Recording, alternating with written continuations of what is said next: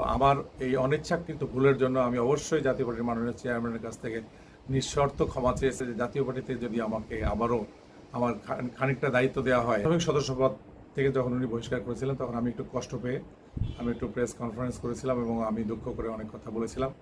আমি এখন বুঝি যে এই কারণগুলো এগুলো করা আমার কোনো সময় আমার ঠিক হয়নি বা আমি ঠিক করিনি এগুলো।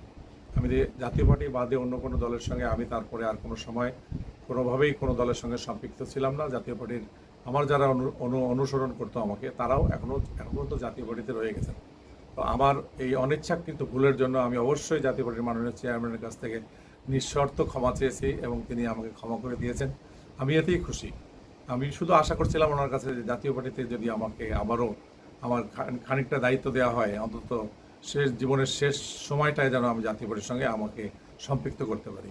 আমি জাতীয় পার্টির সমস্ত নেতাকর্মীদের কাছ থেকে আমি অনুরোধ জানাবো যে যদি কারো মনে কোনো দুঃখ দিয়ে থাকে অবশ্যই ক্ষমা করে দেবেন এবং আমাকে আবার আপনাদের সঙ্গে পথ চলার সাথী করে নেবেন।